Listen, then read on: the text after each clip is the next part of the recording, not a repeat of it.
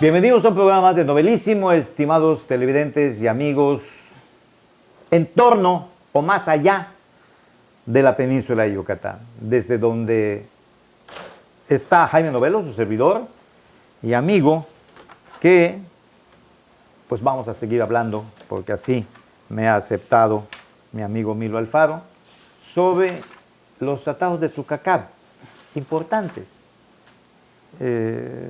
Siempre que hay algún conflicto se trata, no en todos, de llegar a algunos acuerdos, y aquí vamos a hablar, porque así lo dejamos en el programa pasado, de en qué consistieron esos acuerdos, cuáles fueron sus consecuencias y qué fue lo que lo motivaron, los personajes que intervinieron. Milo, muchas gracias por haber aceptado este segundo programa.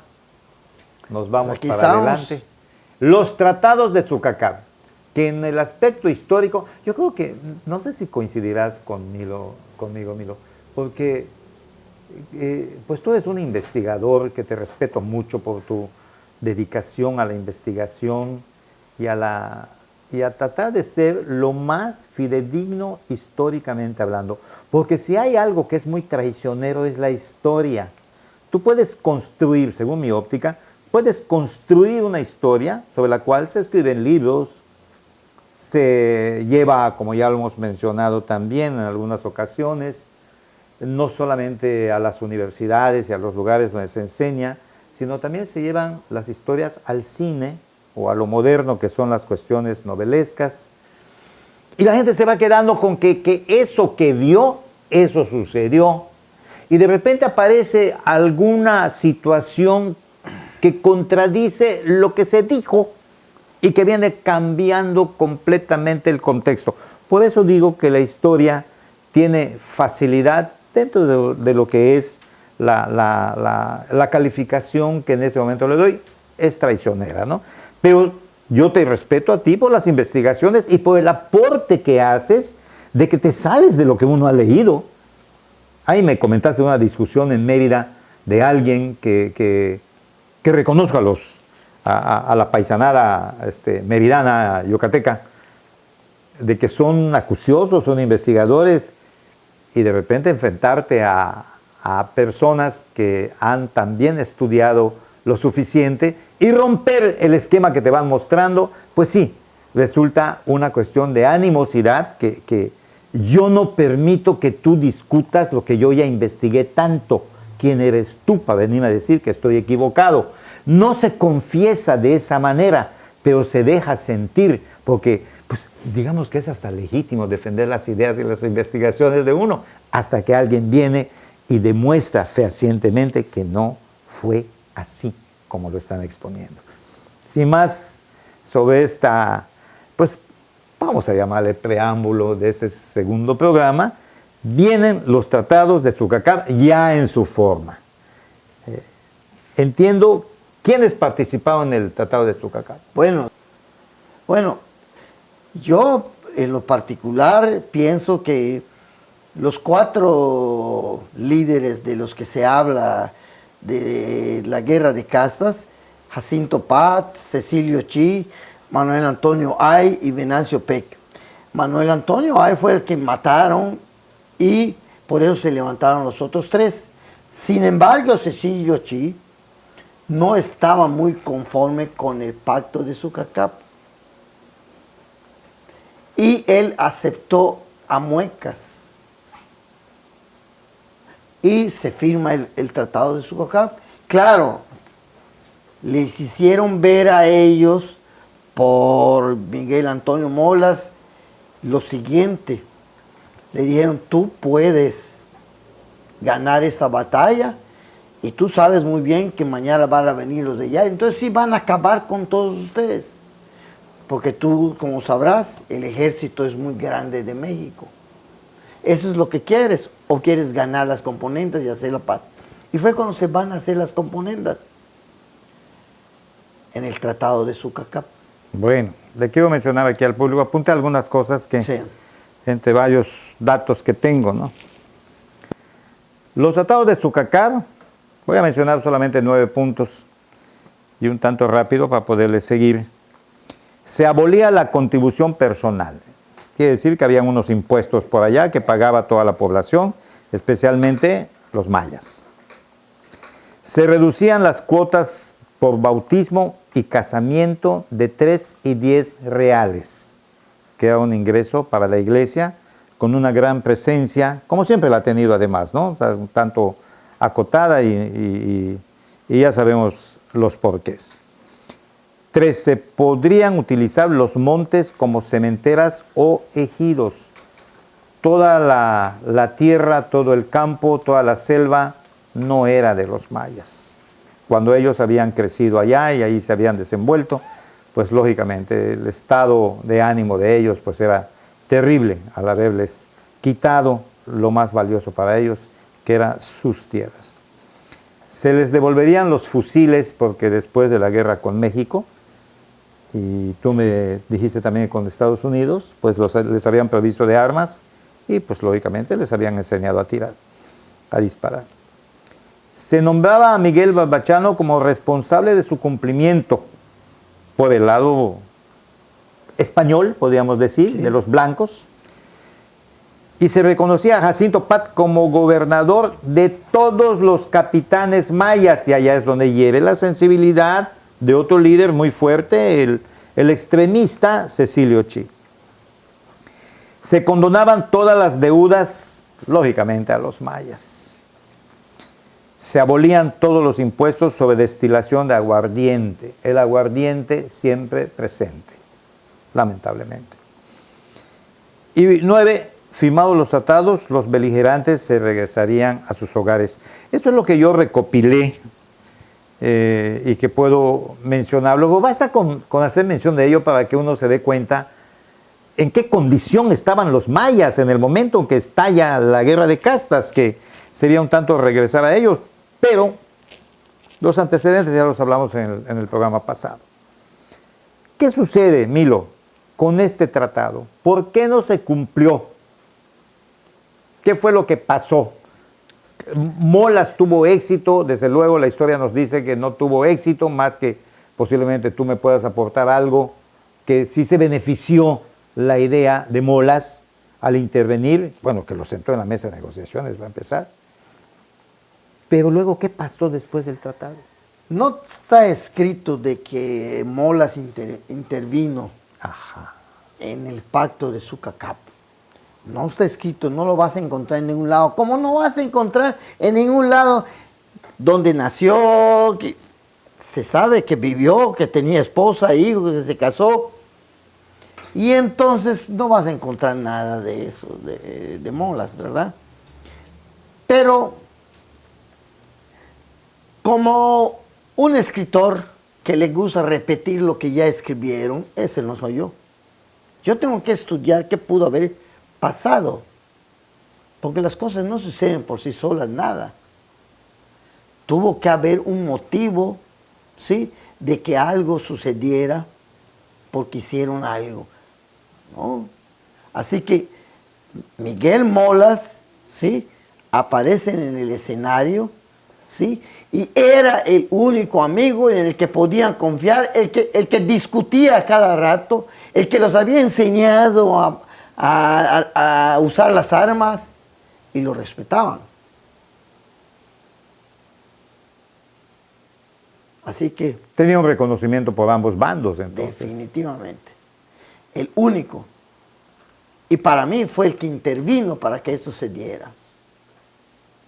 Sin embargo, Molas muere, ¿sí?, se retira como siempre, humildemente a vivir en su rancho y en Cozumel, y muere. No lo supieron. Cuando lo supieron sus hijos, lo desenterraron, lo quemaron, y estaban llevando a Cozumel las cenizas cuando un mahaché voltea la embarcación y se caen las cenizas al mar. Pero nada más tienes que explicarle al público qué es un mahaché. Mahaché es el mal viento, ¿no?, que le llaman. Un aire fuerte, tempestuoso. Fuerte.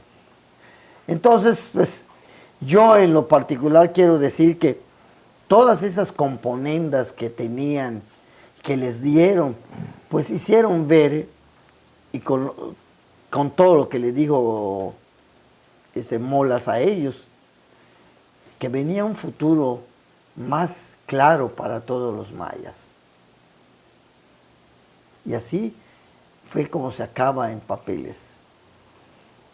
Lamentablemente, pues fue un acuerdo firmado, pero de muy poca duración, porque prácticamente fue negado por los otros líderes mayas, presididos por Cecilio Chi, y que vamos a hablar de las consecuencias de este malogrado tratado en la última parte de este segundo programa. Así que regresamos.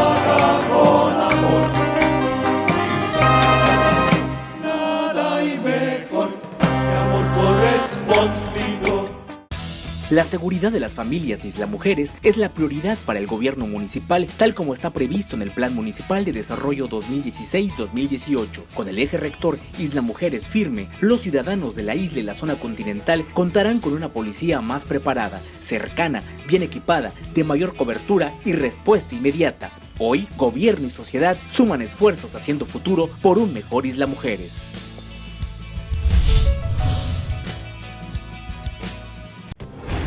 Las cosas que queremos, los proyectos que empiezan, las ilusiones concretadas, necesitan una asesoría legal y una base concreta. Notaría 64. Respaldamos tus actos legalmente.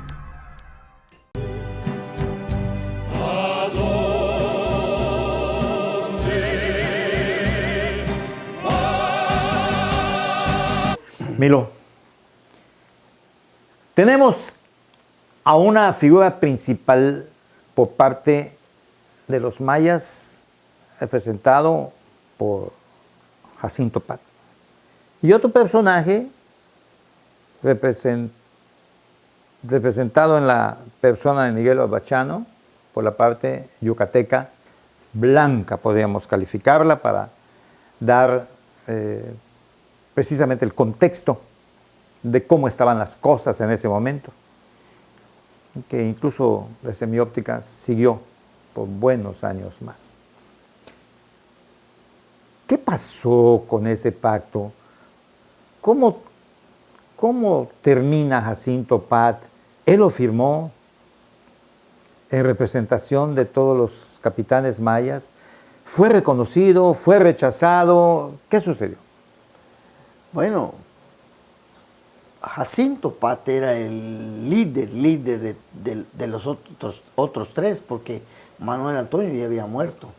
Pero el líder el de los tres era Jacinto Pat. No has mencionado al único apellido, no sé si era el único, Bonifacio Novelo.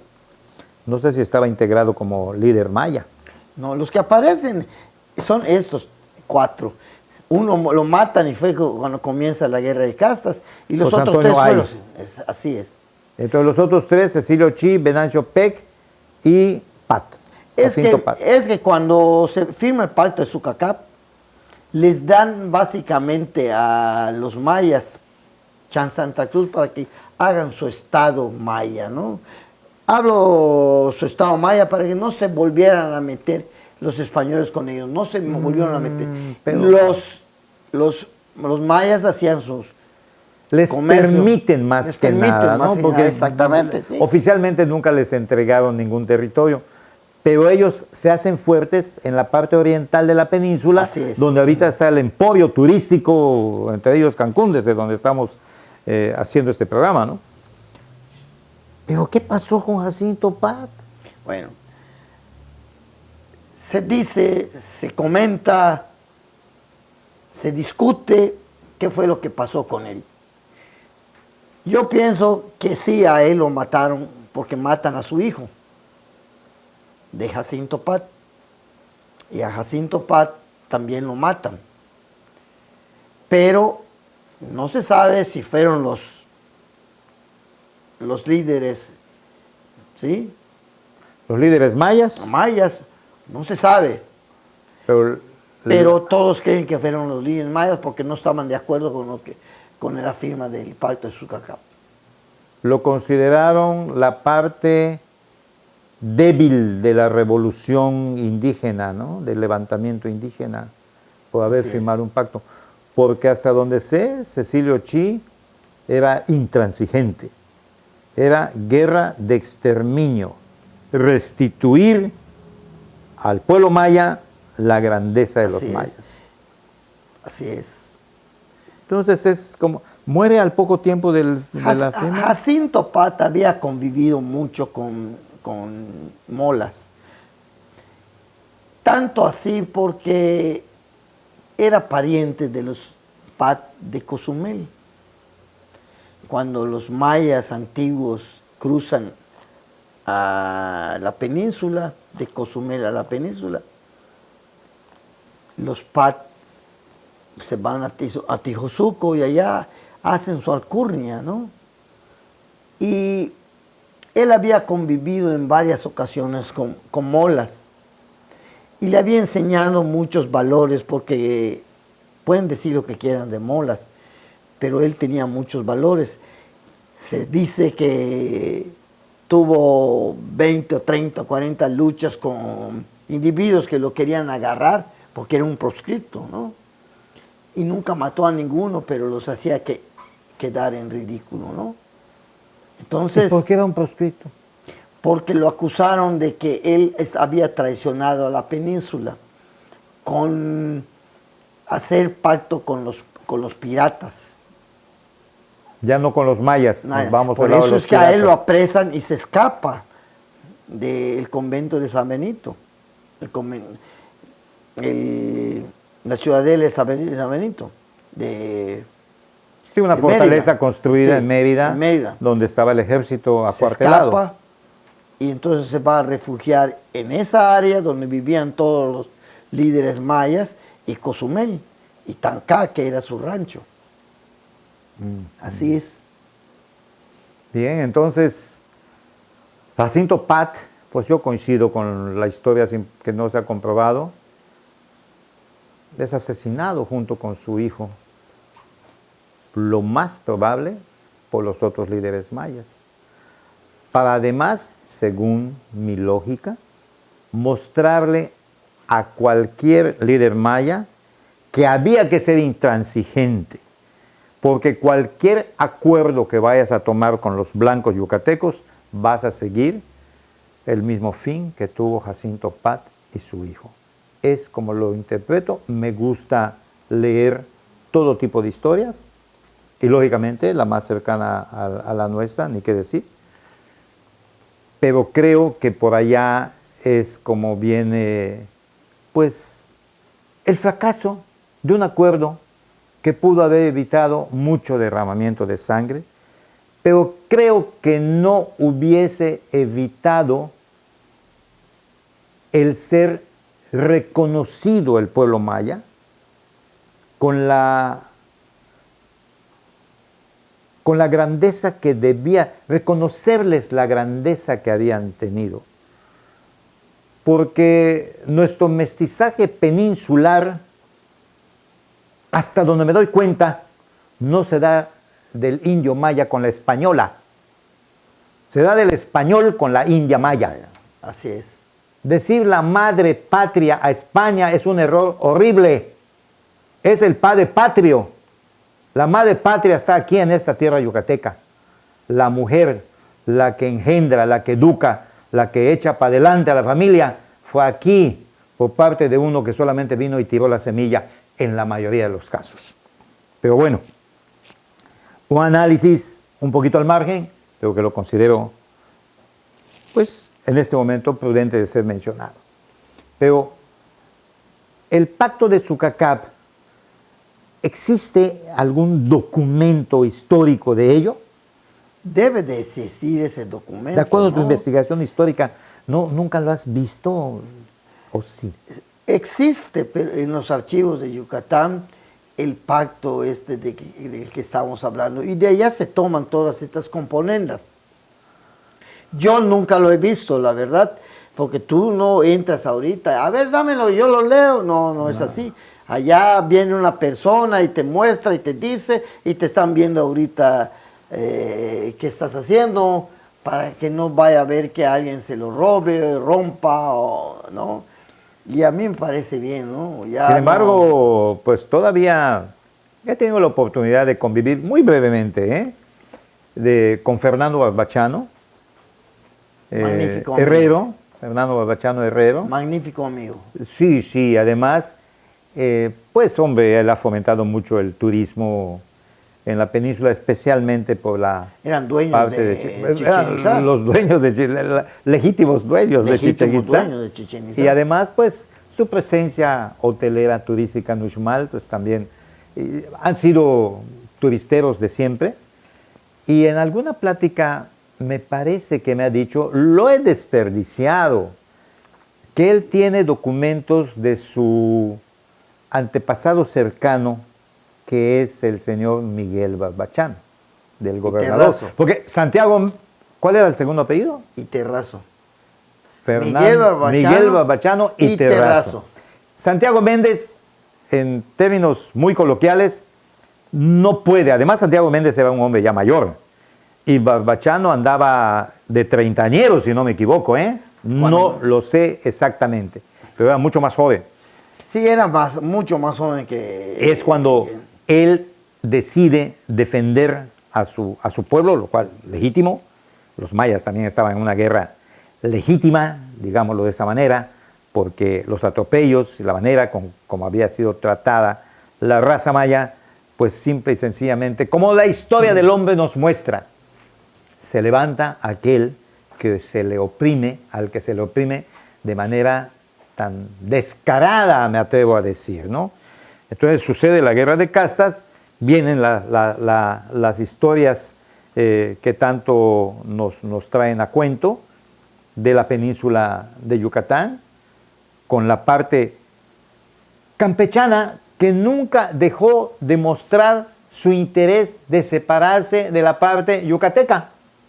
¿Por qué? Porque por Campeche entraba todo, era el puerto más importante, uno de los puertos más importantes. Así es. Allá entraba la cultura, allá entraba el comercio. Sin embargo, la que había sido declarada era Mérida como la capital de la península de Yucatán. Estaba caracterizando la península de aquella época. La administración estaba en Mérida, pero el ejército estaba en Campeche. Sí. Pero Campeche y Mérida eran las ciudades muy fuertes. Ya Benito Juárez le da el acabose a esa integración peninsular, le segrega a Yucatán, Campeche, por muchos miles de kilómetros más grandes que Yucatán, porque después Porfirio Díaz crea el territorio de Quintana Roo, con la justificación que los yucatecos no estaban controlando esta parte, y entró la federación. No, pienso así. Ni yo, fue motivo político. Sí, porque Yucatán era fuerte, tenía todo para ser una república. Bueno, pues allá ahorita... Era debilitarlo, ¿no? Debilitar Así a es. Mérida. Pero ahorita a me mueve un tanto a risa con estos medios de comunicación tan eficientes que tenemos a través de la cibernética. Me mueve un poco, pues no a risa, tampoco quiero ser peyorativo con la expresión, pero sí a sonrisa, vamos a suavizarlo, ¿no? De alguien que ha surgido y que dice que fuera de nosotros si fuéramos una república independiente, con el petróleo campechano, la industriosidad de los yucatecos Y el turismo. la tremenda capacidad turística que tiene Quintana Roo. ¿Quién nos detendría? No comulgo con esa idea, tengo que confesarlo, tengo que decirlo. Hay amigos que me han preguntado, posiblemente a ti también, a ver, ¿tú qué te sientes más, mexicano o yucateco? Y lógicamente en la pregunta está la esperada respuesta. Y por cierto, yo te lo pregunto, yo sí he respondido, y ahorita te digo que respondo. ¿Tú qué te sientes? Yo yucateco. Mira, yo me siento mexicano primero y yucateco después. Las historias, pero además entiendo perfectamente lo que me estás contestando, porque si le pregunto probablemente a un regiomontano, ¿qué te sientes más? Pues posiblemente me diga más regiomontano que mexicano, ¿no? Porque el contexto generalizado de la República Mexicana queda un tanto diluido ante el aspecto particular de lo que yo vivo, de lo que yo respiro todos los días, que es mi entorno más cercano. Por eso lo entiendo, mas no comulgo con eso. Si alguna vez me sentí así, porque así nos enseñaron en las escuelas, que nosotros éramos buenos y los otros los malos, que después de Campeche todos eran guaches. Entonces, increíble, pues los maestros así nos lo enseñaban, hombre. Y tengo pues, buenos años encima y puedo contar varias historias, pero definitivamente México, con ese crisol de culturas que tenemos, con tantas muestras que además nos encanta hablar de lo malo, de lo malo que somos. Y ya es hora de empezar a hablar de los buenos que somos, hay mucha cosa buena en nosotros. Pero en fin, ya terminamos este segundo programa, Milo. Tenemos pendiente hablar de otros programas, de tus novelas, de Molas, que hemos tenido algún programa anterior que me aceptaste también la invitación hace ya algún tiempo, pero revivirlo no está mal. Y sobre todo con otras investigaciones que has hecho. Pues a ver si lo hacemos con las personas que quieren hacer las películas, ¿no? Ojalá y Sí, estemos aquí sentados en un programa novelísimo. Hay cineastas de México que quieren hacer las películas de mis novelas. A ver si platicamos con esta persona, la promotora. Qué bueno, ojalá y se dé, y no dudo para nada que llegue a ser un éxito. Milo, muchísimas gracias por este segundo programa. Nos vamos a volver a ver, no una, ni dos, ni tres, más veces. Es una persona muy cercana a mí. En otra ocasión hablaremos de esta juventud. ¿Te acuerdas? Trancazos allá en la época de la FEU, en fin, ¿Te de acuerdas? la carrera. Tampoco me muelen. Hey, pero ya, en otra ocasión hablaremos de las historias de juventud y cómo era la Mérida de esas épocas, la juventud en general, no solamente nosotros. Pero bueno, ya terminamos ahora. Gracias, Milo, nuevamente. Y a ustedes, mis estimados televidentes y amigos, también nuevamente muchas gracias por la preferencia y su atención. Hasta la próxima.